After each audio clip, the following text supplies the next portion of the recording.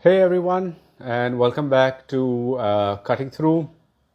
Today we've got what is going to be a really fun session, something different from what we usually do, or maybe well, what I do once a month.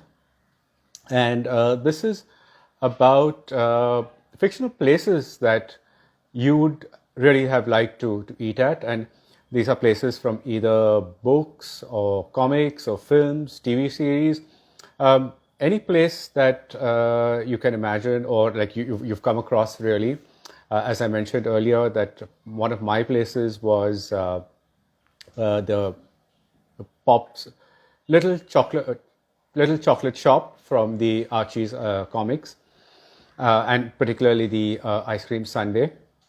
But rather than actually talk about the places and which are the ones that interested me, what I find really interesting with with the segment that I do, and I've done this with a couple of chefs, I've done this with other food writers. It's really all the actual breadth of things that people come up with. I think that I'm well read or that I know a lot of stuff, but when I start talking to a lot of the other people from the industry, the other writers, it's really, really fascinating, how widely everyone reads. And we're going to see some of this today, and we're going to see some really unexpected choices and unexpected, places, new books, new ideas. And that's really the point of it. I mean, to have fun with it and to actually learn something new as well. So, Kalyan has joined, and we're going to start with him. So, I'm just going to add him on.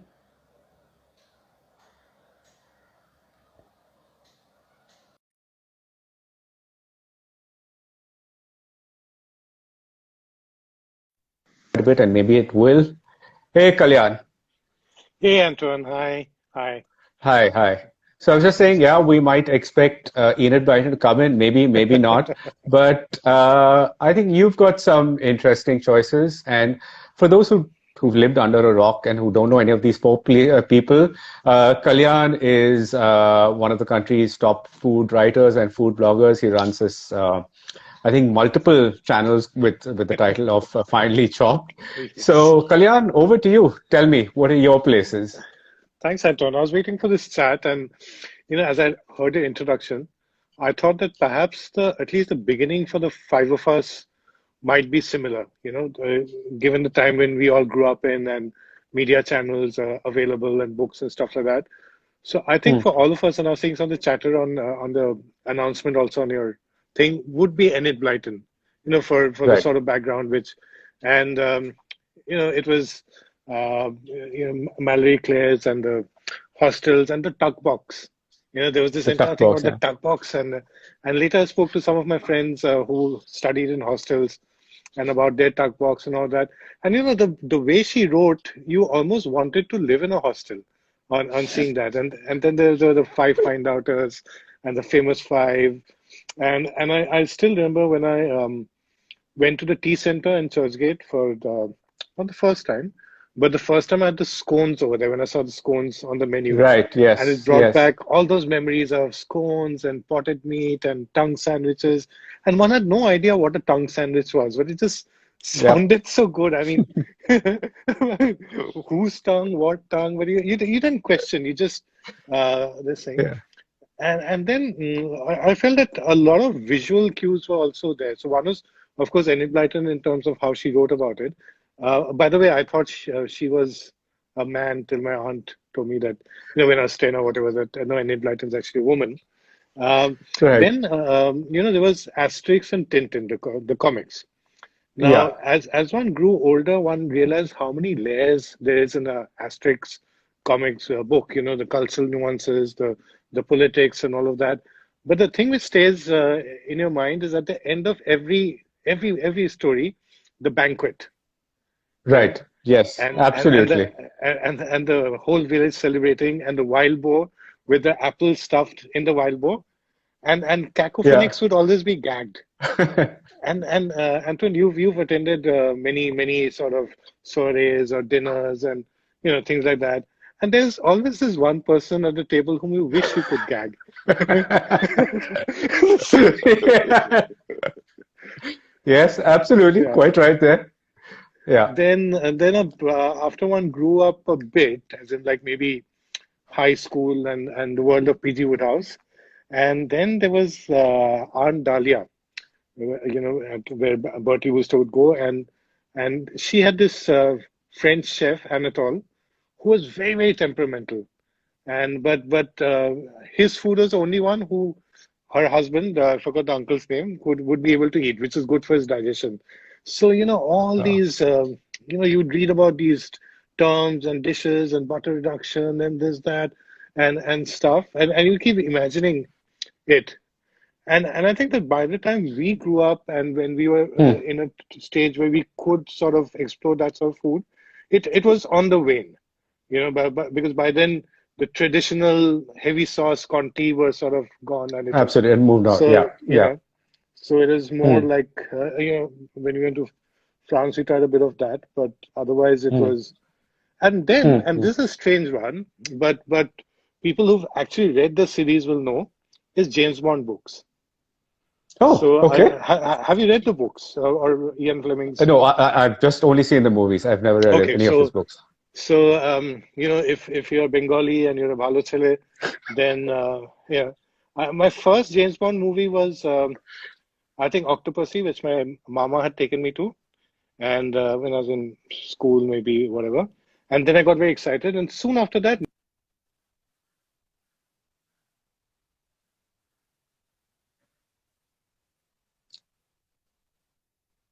Okay, we've lost you there a bit, Kalyan.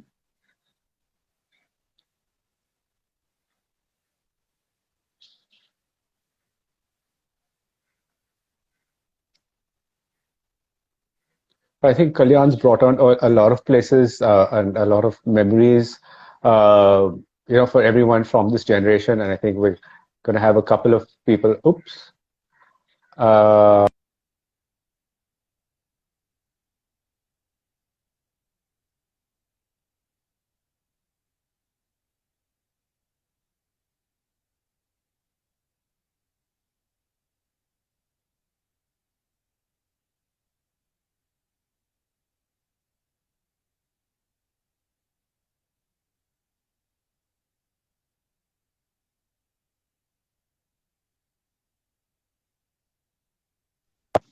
so yeah. Okay. yeah, yeah, I'm back. So sorry. Okay. Yeah. No, but I'll make it So quick because I know there are other people here. Yeah, James Bond. So Octopussy came out, which is Roger Moore. Mama told me, took me, and then there was Never Say Never Again, which is Sean Connery coming back. So I took my mom, I got my mom to take me there. Then she went and okay. saw it, and then for the next 5 years, she said no watching James Bond films. So it's the adult.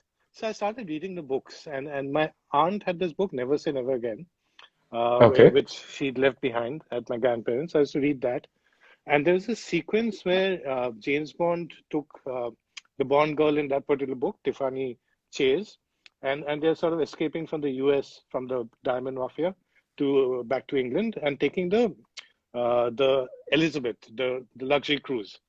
And there, like Bond was ordering breakfast and eggs royale and this, that, and whatever, and caviar and stuff like that, and uh, and that was fascinating. Later, a friend of mine told me that Fleming wrote a lot of his books, and I read more of his stuff after that, from Russia with Love, Man with the Golden Gun, and all that. And there was always these very um, extravagant descriptions of food.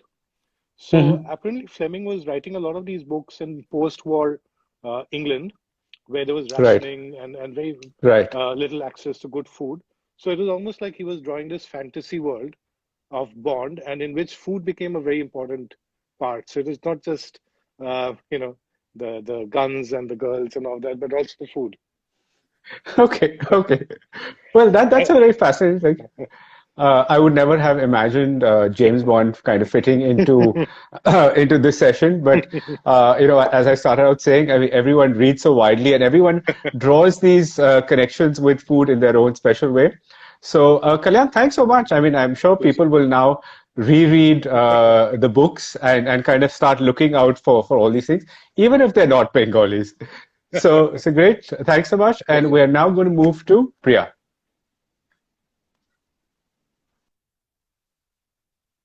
Okay, so I hope you guys can hear me. Some of y'all said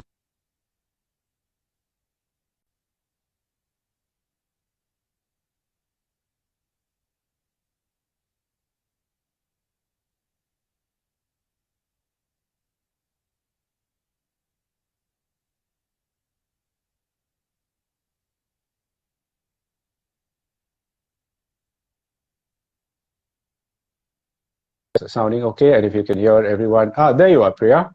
Hi, Antoine. Am Hi. I audible? Yes, you are very much audible. I think Something I perhaps am having a problem, I think, with the people. Yeah, Okay. but well, as long as you're audible, I think that's more important. So Priya Okay. is okay. Let me just try this and see. Is this better, people? Can you hear me? Can you hear me? Now I can, yes. Okay, but I can't hear you at all. But anyway, I can just about manage. Okay, so well, Priya is a lifestyle writer. She's been writing on things on apart from food, and she also does these this wonderful Bombay tours, and I think she's got some really interesting options for us to listen to as well. So Priya, all up to you. Okay. So hi guys. So ever since Antoine kind of invited me on here, I started sifting through my food memories, and that's, it's like a rabbit hole that you can get lost in. But I mean, all of us like Kalyan, and we talked about Enid Blyton for sure, and growing up in the 80s, we didn't have things like pork pies and potted meat, but it was something that you fantasized about. It was exotic to us. But it was also like, when I was reading other books. So there was something called What Katie Did. It was a whole series, an American series by Susan Coolidge. So it was about this American girl, how she goes to Europe. And she's always had this image of what scones are going to be like. And, she's sitting in the railway canteen and she's eating scones. And she's like, trying to like them, but then she has a little girl who's with her, and that girl's absolutely, very honest, saying, this is nothing like what we thought it was going to be. It's awful. So that happens a lot to us. I mean, you think that something's going to be really tasty, you land up going somewhere and it turns out to be different, right? But but that's the whole thing about fiction, and sometimes it's so beautiful in your head, and that's what it's all about. And but then Antoine kind of reminded me that we had to talk about just a specific place that we'd like to eat at, not just different dishes everywhere. So I thought, and I was like, okay, this one place, which is Remy's Bistro in Ratatouille, the animated film. Now that's something I would really like to go to. One, because it's in Paris, it's such a beautiful setting, music, and like really nice lights. But mainly because the focus is on food, and food which is accessible to people. So in a city which is like so much about French fine dining and being snooty about food, you have food cooked by a rat. Remy is a rat actually, and he's a very passionate chef. And it's amazing, and like the movie just kind of breaks all those barriers that you have in your head. And, and what I would really like to eat when I am at that lovely bistro is right at the start of the movie, he fixes a soup which somebody's messed up very badly.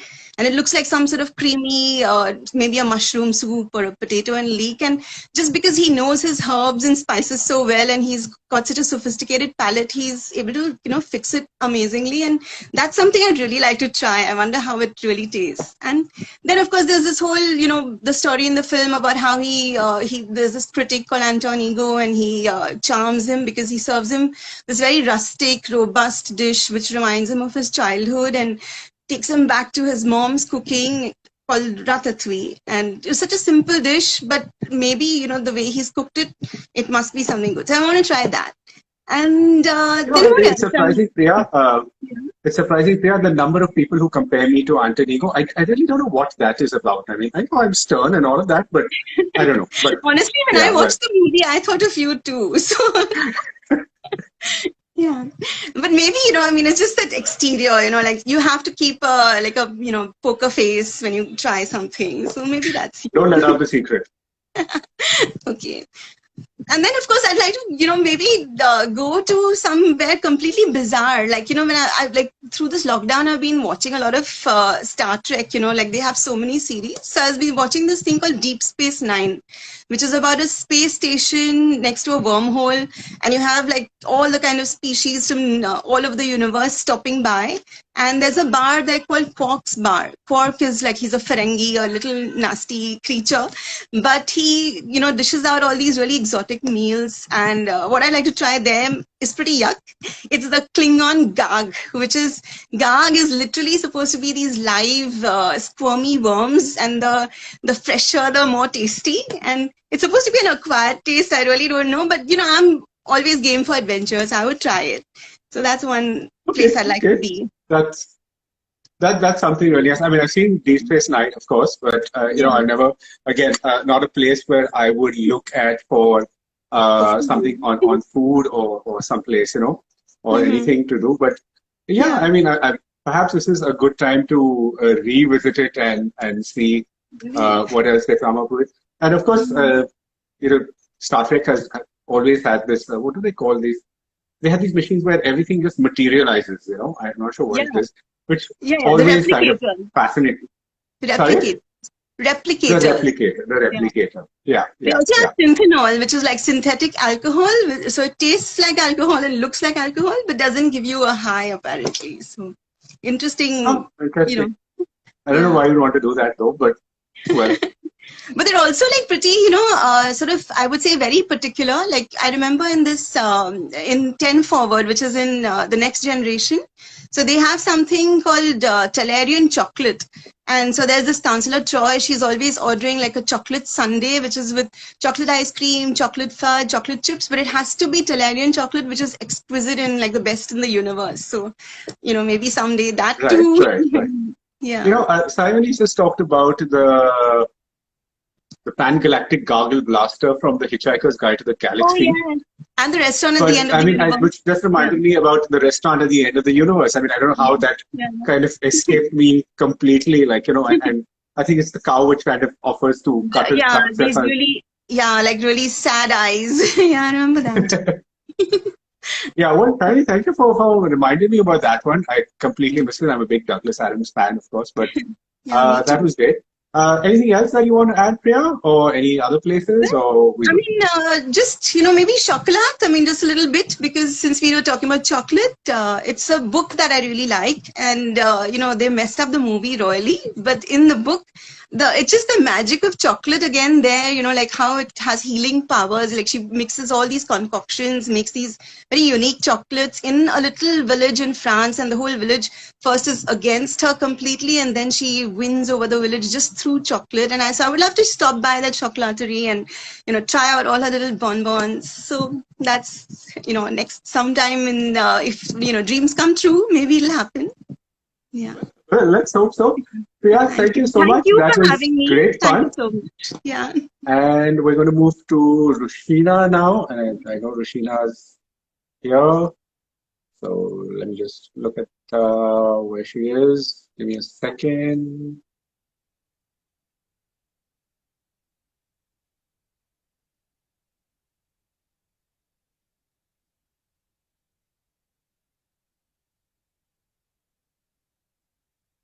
Okay, so I hope you guys are having fun. I mean, this is very interesting for me, for sure. Hey, Rushina. Hi. Oh, love the lipstick. Yes, I actually dressed up for today. I came out of the room and Sheikh was like, "What is wrong with you?" But I don't know. This topic has been so wonderful. I've just been reading all these old writings and everything since we spoke yesterday night. So it's feeling nice. Okay, so tell me, what are your places? What are the ones that really interested you?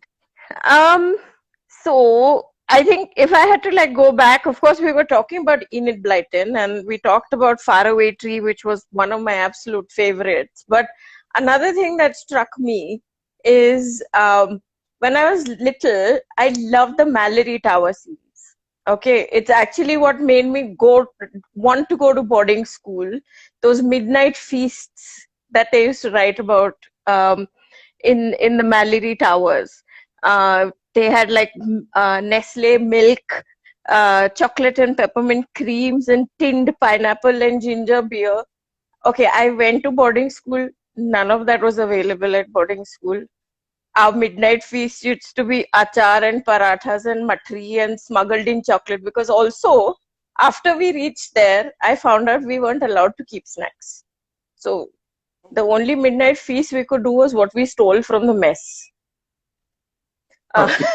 So, but those stories, that illicitness of meeting up in the middle of the night. And we did midnight feasts. We collected food from all over and we met up in the night. And I think I called my Mayo years the hungry years, although we were very well fed. The food was very good at school. But I think we just spent our whole life fantasizing about food over there. Like whether it was bun-offs from the canteen or, if you went out with your parents and you smuggled in stuff and whatever. It was all about illicit food. The other one from my childhood that I think would really sort of be something I would like to go back is, of course, Willy Wonka's Chocolate Factory. Oh, yes, of course. Yeah, because we had that as I think it was the best year, because in ICSE and JB Petit, we had to study a fiction book every year. And that was the year we got Charlie and the Chocolate Factory. And I fell in love with Roald Dahl because, of course, Charlie and the Chocolate Factory is hardcore about food, and they have a chocolate waterfall. And one of them actually falls into it. And it's a bad thing for that person, but I would love to fall into a chocolate waterfall. And so many other things. I mean, they've got edible jelly apples and bushes that sprout lollipops and mushrooms that spurt whipped cream and pumpkins filled with sugar cubes and the everlasting gobstopper. Like the idea of having a piece of candy that never ended. So that's another one that came to mind. Then Kalyan was talking about the Asterix comics, and totally on that. But out of them, there is one comic that is my absolute favorite, and I think it's my ultimate as far as a foodie comic, which is Asterix and the Banquet. I thought you were going to say that. Yeah. The idea of traveling all over and collecting those food souvenirs. And if you remember, years ago for you, I did an article on culinary souvenirs. That was inspired. Probably, I have no recollection of what I've written.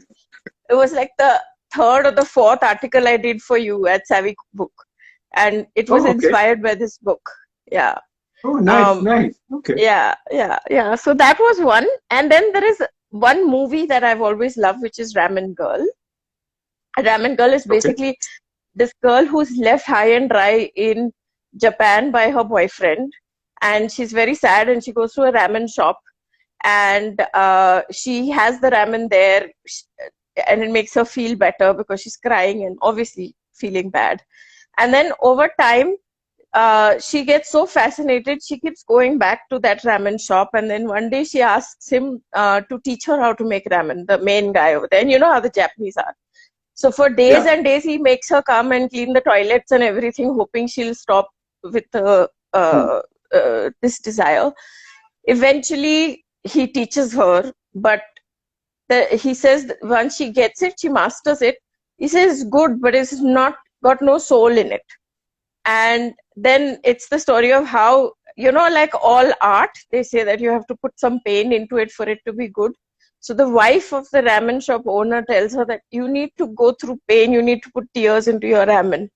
And then, I won't tell the rest of the story because I don't want to spoil it for people who watch it, but it's just beautiful, and it symbolizes how food is not only food. It's got so much mastery that goes into it. And that mastery is not just about chopping vegetables well or skills you get in the kitchen, but also the instinct of a good cook or a chef.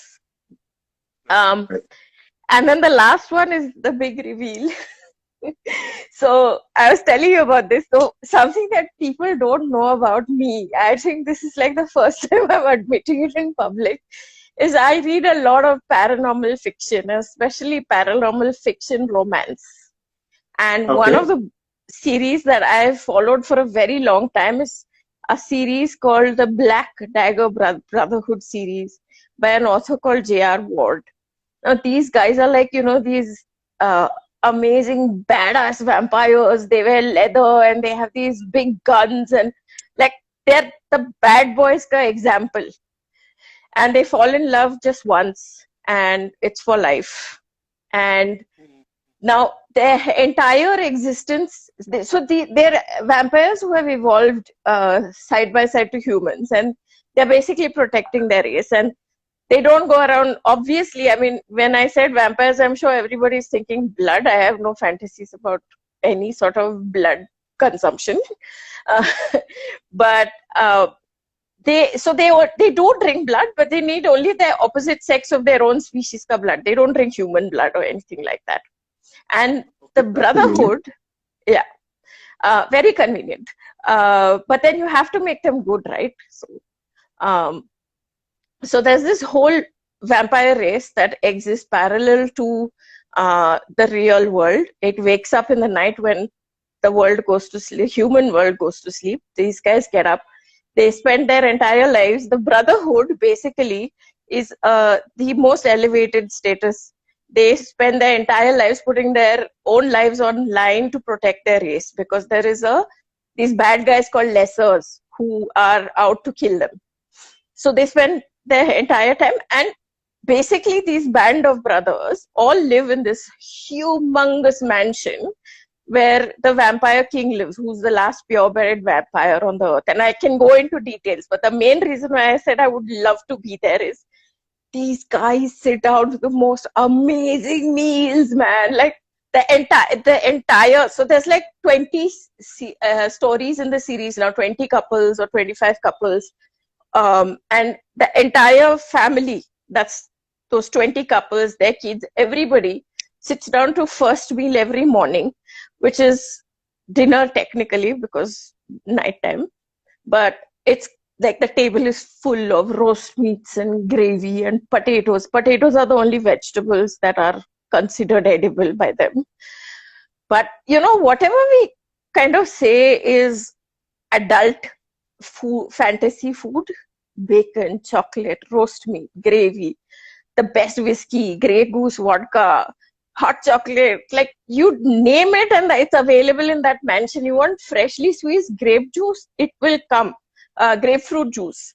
And each of these guys has these random quirks, okay? So there's this crazy angel who's like always dressed like Elvis Presley, who's the protector of the race and all that. He's crazy and he watches stupid serials and he eats weird things, but the stuff he eats, oh my God. Okay, and I'm going on and on, I know, so I'll stop now. But basically, yeah, that's one of my fantasies as of now. Well, Rushina, thank you so much. I mean, again, another direction where, supernatural is not something where I would have thought of, as food. I mean, not as like, delicacies really. But so that was fantastic, and thank you for that. And like I said, all of us read so widely, so it's fascinating what kind of books and movies and places people have chosen. So great. Thank you so much. And I am going to add Saee on now. Yeah, just before I go, Antoine, we have to do this in real life once things are better. Just get together over fantasy food.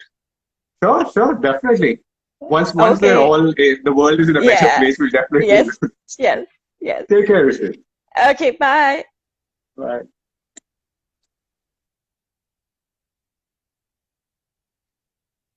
Okay, so now I've got to find Saee, and yes, Kalyan, I did notice that you were looking very different. I think 3 of your 4 strands were kind of right in place. And of course, I mean, I am going to have a few words with all of you all who all seem to think that I look like Antonigo. But once we're done with everything, hopefully Saee doesn't think the same way about me. So Saee, I know you joined early, so I'm going to kind of just look up for you.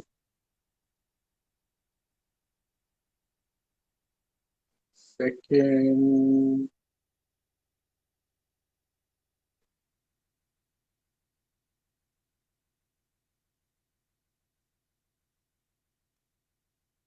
Okay, so I think that was fun, and I think I'm starting to get a bit hungry. Here we are.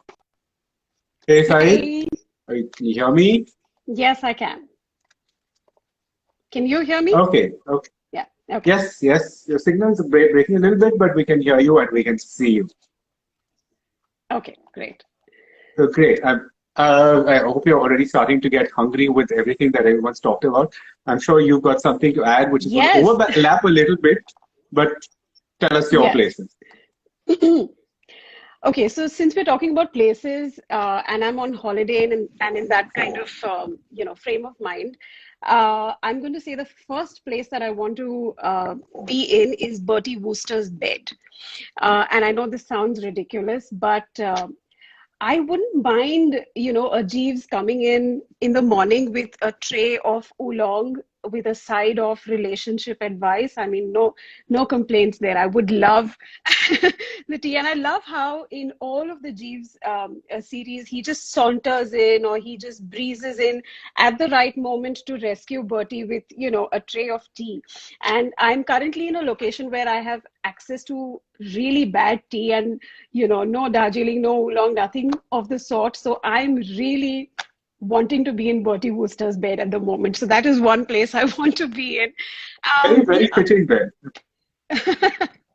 And the other one, of course, which I think I share with Kalyan and Rushina, is Asterix. All of the Asterix books, and of course the last frame in each book, ending with the banquet, and just the way the light falls on the roast boar. You can almost hear the crackling.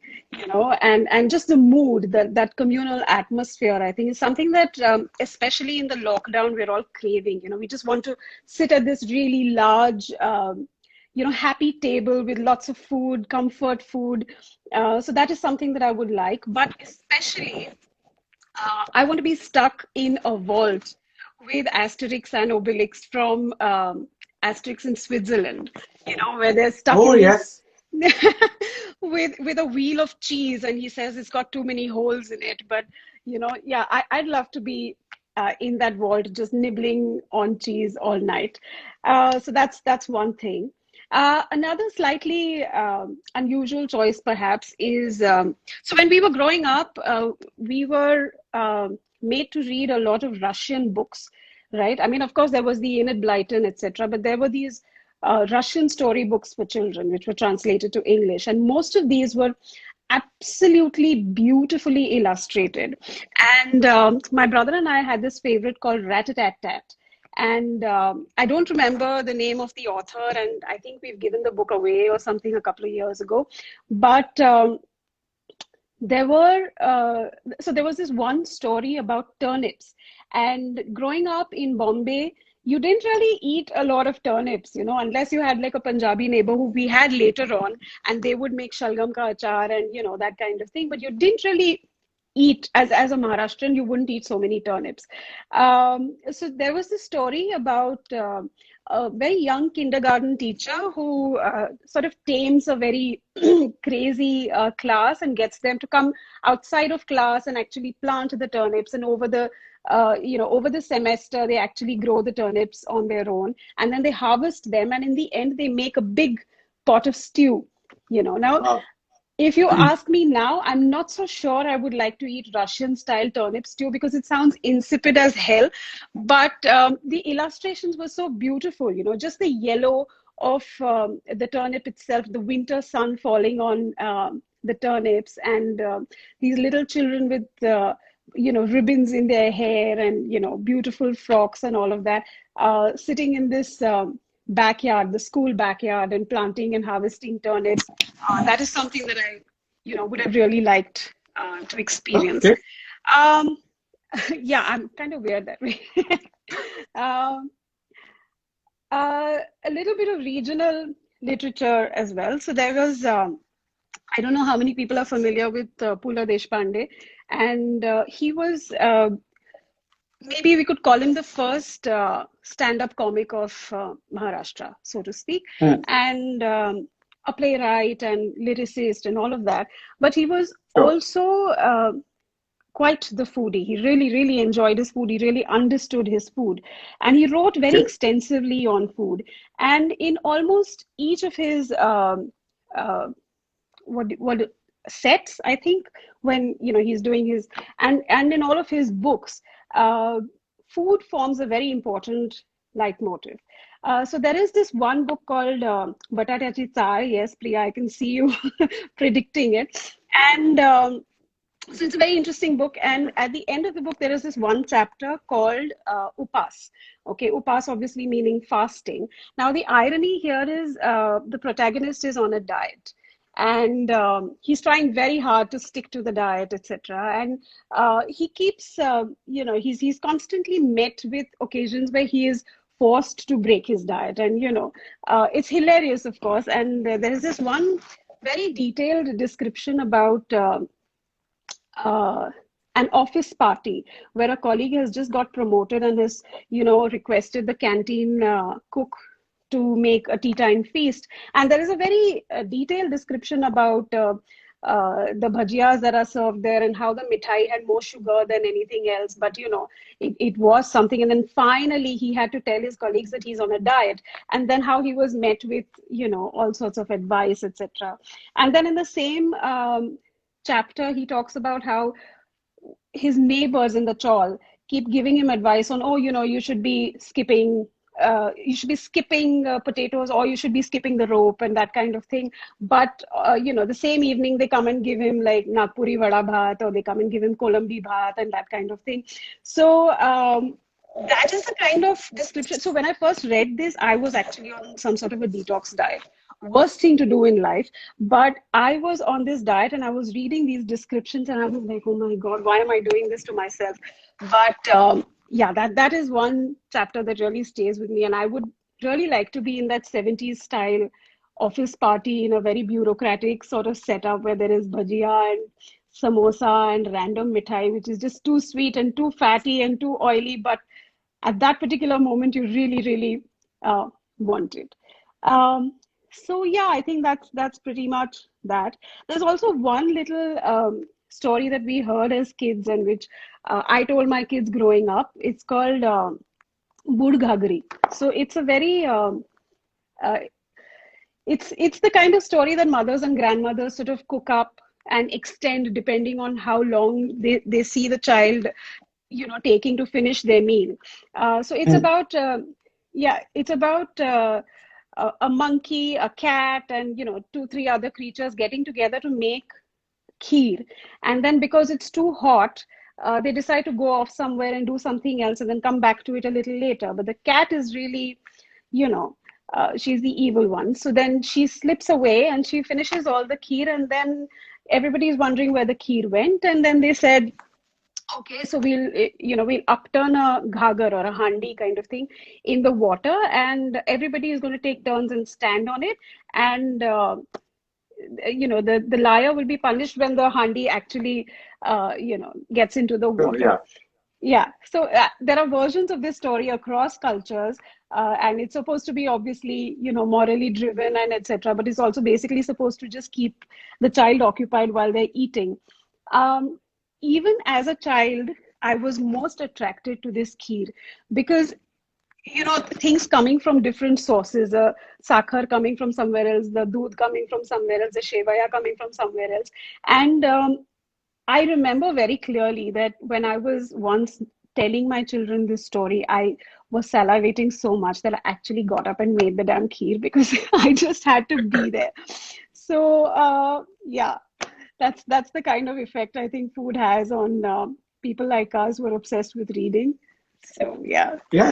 Thanks, That's Saee. pretty That much was my set. something really quite unusual. I'm glad you brought in Indian literature as well, and I think you brought up a lot of memories for quite a few people on the chat who've been typing away furiously about stories. And I think there's one with an idli batter recipe and Yeah, there instructions are on. across cultures, yes. No, I think from Pula itself. I think Okay. he's got one story. So Okay. So yeah, I mean, clearly people have, read, people have connected with these stories before. Maybe they've noticed it, maybe they haven't, but uh, this is something that I think people are going to remember now and kind of maybe even hopefully revisit and kind of look at again. Um, so thank you so much, Sai. Thank you That for was having a me. really nice way to Such kind of fun. wrap We up. should do a much bigger version of this talk at some point. Definitely, definitely. But we're going to keep out all the people who think that I look like Antoine. We're not going to invite those guys. We'll do it with No, all the no. people who do. I'm on your side. Great. So All thanks right. so much again, Sai. I'm going to sign you off and My I'm just going to pleasure. wrap Yeah. up. Yeah. So thanks, guys. I noticed there's so much of traction happening in the chat space. Lots of comments. Obviously, the books have brought up a lot of memories and things that other people have noticed before. I hope once the video goes live that you all will kind of add on because that's the only unfortunate part of the Insta lives that we lose out on all of this conversation, which was really really fun. So thanks for joining in. Thanks for participating. Thanks for kind of, nudging me, all of us with ideas and things that you all remembered. And I will catch all of you next week, next Tuesday, or I've got something really different and unusual to talk about. And yes, hopefully we shall all meet and we can all talk about this in real life. And yeah, I mean, I'm going to be okay with you guys who think like I look like Antonego. I think there is some truth in it, really. So great. Take care. Have a lovely weekend. See you guys.